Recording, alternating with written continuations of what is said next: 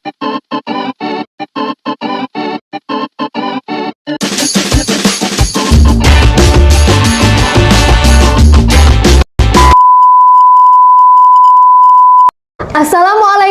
warahmatullahi wabarakatuh. Waalaikumsalam warahmatullahi wabarakatuh. Halo semuanya, selamat datang di podcast perdana Bincang Asik HMPM. Ini dia nih suara baru dari Himpunan Mahasiswa Program Studi Manajemen Universitas Veteran Bangun Nusantara yang akan menemani hari-hari kalian dengan obrolan-obrolan yang seru dan pastinya bermanfaat. Podcast Bincang Asik HMPM merupakan program kerja HMPM Universitas Veteran Bangun Nusantara periode 2024-2025. Podcast ini kita buat bertujuan untuk sebagai wadah interaksi antara HMPM dengan mahasiswa Univet melalui platform media networking yang bertujuan untuk mengenal lebih jauh tentang organisasi kampus. Nah, sebelum kita lanjut, di sini saya Narida Putri Oleswada sebagai host perdana podcast Bincang Asik HMPM akan menemani kalian hari ini. Nah, di sebelah saya sudah ada dua narasumber yang akan menemani kalian hari ini. Oke, sebelumnya perkenalan dulu.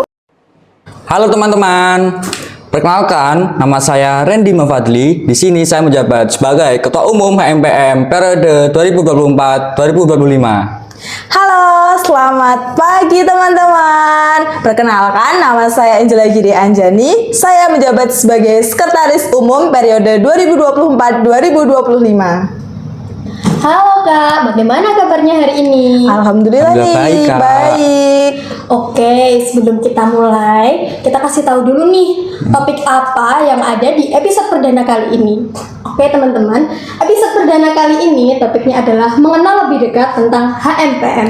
Nah, pasti banyak teman-teman itu yang bertanya-tanya, sebenarnya HMPM itu apa sih? Tujuannya didirikannya itu juga apa? Dan apakah yang dilakukan hanya membuat makrab dan juga proper disnat saja? Pasti tidak mungkin dong ya. Dan hari ini kita tanyakan kepada pakarnya langsung nih, Ketua Umum dan juga Sekretaris Umum yang bisa kita singkat Ketum dan Sektum di periode 2024-2025. Oke Kak, sudah siap? Siap dong. Oke, yang pertama nih, sebenarnya HMPM itu apa sih Kak? Jadi gini Kak, pengertian HMPM itu adalah sebuah organisasi yang berada di naungan Fakultas Ekonomi Kak. Dan HMPM itu bersifat independen gitu. Jadi setelah itu, selain HMPM itu berdiri independen, dia punya 3 fungsi nih. Jadi yang pertama kita menyalurkan aspirasi mahasiswa itu ke tingkat fakultas. Setelah itu kita punya 3M nih. 3M itu mengawasi, mengontrol, dan menindaklanjuti dari masalah-masalah tadi. Jadi kalau terakhir kita menindaklanjuti, setelah itu kita kembalikan lagi ke teman-teman kalau misalnya mereka mengajukan aspirasi gitu. Oke, ngomong-ngomong tentang aspirasi nih Kak, kira-kira aspirasi dari HMPM itu bisa disampaikan kemana aja sih Kak, dan alurnya itu bagaimana?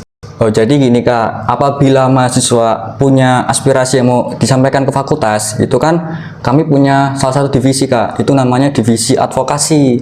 Nah nanti mahasiswa tersebut bisa datang ke kita, tertuju divisi advokasi. Nanti kita mengelola permasalahan itu, kemudian kita naikkan ke Kaprodi. Setelah itu ke dekan, apabila sudah membuahkan hasil, nanti balik ke kita lagi, kemudian kita sampaikan ke mahasiswa tersebut Kak, gitu. Itu yang ranah fakultas. Nah, ada lagi yang alur birokrasi dari ranah kampus gitu. Nah, dari kakaknya mau tanya nih, birokrasinya cuma fakultas aja atau birokrasi kampus juga gitu. Jadi HMPM itu selain bisa menyampaikan di fakultas, juga bisa di universitas juga? Iya bisa dong, gitu. Nah itu kalau kita jelasin aja ya sekalian ya, birokrasi kampus kalau di kita itu dari HMPM itu kebelah jadi 2. Jadi bisa ke Kaprodi dulu atau bisa ke BEM atau DEMA gitu. Jadi kalau misalkan ke langsung naik ya dari HMPM itu bisa ke BEM dulu. Setelah dari BEM nanti kita naik ke DEMA. Nah setelah dari DEMA naik ke WR baru ke rektorat gitu. Kalau BEM itu yang menaungi dia adalah Mendagri. Kalau DEMA itu yang menaungi adalah Komisi A gitu. Oke, ngomong-ngomong nih tentang divisi, dan lain sebagainya. Sebelum kita beranjak ke sana ke yang lebih jauh, HMPM itu berdirinya kapan sih Kak? Oh iya Kak, HMPM itu berdiri sejak tanggal 24 Januari 2015 Kak. Wow, 2015 ya? Iya. Untuk sampai ke 2025 ini berarti sudah 10 tahun, satu dekade sendiri HMPM itu berdiri. Betul. Iya, betul sekali. Bukan kecil lagi ya. Sekarang kita udah beranjak dewasa kayak anak-anak itu, anak-anak SD tuh. Kita udah beranjak dewasa tuh, menuju remaja gitu. Nah, untuk itu kembali lagi ke divisi tadi. Nah, kira-kira di HMPM itu ada berapa divisi sih Kak? Ya Kak, kami memiliki 4 divisi Kak. Itu yang pertama divisi internal, kemudian yang kedua divisi eksternal, kemudian yang ketiga divisi infokom, kemudian yang terakhir itu divisi advokasi Kak. Untuk divisi internal itu kan udah nama internal, pasti kan di dalam kampus, di lingkup kampus itu pengertiannya mengadakan program kerja di dalam kampus dan juga mencari relasi informasi di dalam kampus Kak. Contoh proker divisi internal itu seperti Makrab, terus Desnatalis HMPM, dan Diklat begitu. Untuk yang kedua itu kan divisi eksternal ya Kak. Itu tugasnya mencari relasi atau informasi di luar kampus dan mengadakan program kerja di luar kampus begitu Kak. Contohnya divisi eksternal itu kan mempunyai proker. Contohnya itu bakti sosial dan seminar kewirausahaan yang kita selenggarakan kemarin tuh di Desa Torio gitu Kak. Tadi ya melanjutkan dari ketum itu masih ada 2 lagi. Yang ketiga itu divisi infokom. Nah, divisi infokom itu adalah tugasnya mengelola sosial media dan dia bertugas juga untuk mencari informasi baik di dalam kampus maupun di luar kampus. Selain dia mencari, dia harus kayak menerima surat juga gitu. Jadi mereka kalau ada surat mereka yang mengirimkan ke saya, ke sekretaris umum. Nah, nanti dari sekretaris umum itu mengirimkan lagi ke divisi terkait. Contohnya ke internal, eksternal, infokom maupun advokasi. Nah, dari divisi infokom itu adalah program pertama kita nih, perdana ini podcast. Itu baru ada di periode 2024-2025 gitu. Pasti kalian nunggu-nunggu ya di podcast ini. Nah, untuk yang terakhir itu tadi yang sudah dijelaskan dari ketum, divisi advokasi. Nah, divisi advokasi tugasnya adalah menyalurkan aspirasi mahasiswa kepada fakultas gitu. Kalau semisalkan teman-teman itu nggak cuma ke fakultas saja sih, kalau misalkan mau ke univ juga bisa, itu dari divisi advokasi nanti yang akan membantu gitu. Selain itu divisi advokasi selain menyalurkan aspirasi, mereka juga punya tugas nih. Tugasnya apa tuh? Tugasnya dia harus membuat kayak kegiatan triwulan. Jadi kalau misalkan ada evaluasi, itu evaluasi triwulan namanya di kita gitu. Juga baru terlaksana ini juga gitu. Biasanya nggak ada sih, ada tapi mungkin kalau misalkan ada masalah yang benar-benar emang harus diselesaikan itu baru ada gitu. Wah, dengarkan teman-teman, berarti di periode ini tuh banyak sekali gebrakan yang sudah ketum dan sektum kita buat. Nah, dari 4 divisi tadi, otomatis itu kan juga ada yang menaungi. Ya, betul. Itu kan dari kalian sendiri. Nah, apakah ada lagi selain dari ketum dan juga sektum? Dan mungkin bisa tolong dijelaskan di atas divisi-divisi ini itu ada apa aja dan juga tugas-tugasnya? Oh iya Kak, nggak 4 divisi itu lagi, kan di atasnya pasti ada KSP, itu sebagai ketua umum, kemudian sekretaris umum dan bendahara umum. Untuk ketua umum kan saya sendiri ya, namanya Randy Mafadli. Untuk tugasnya itu pastinya memimpin, mengawasi, mengatur dan bertanggung jawab semua yang ada di HMPM Kak. Kemudian untuk sekretaris umum itu kan dari samping saya sendiri, namanya kawan Ella. Nah, itu tugasnya sebagai mengelola persuratan dan bertanggung jawab semua divisi-divisi itu Kak. Nanti contoh misal kalau divisi itu ada permasalahan, berarti larinya ke sektum, nggak langsung ke ketum gitu. Kemudian untuk bendahara umum kita juga punya, itu namanya Bella Widiawati Kak. Itu tugasnya mengelola keuangan HMPM gitu. Wah, ternyata alur birokrasi dari HMPM sendiri itu cukup rinci dan cukup banyak juga. Iya, betul. Betul, Kak.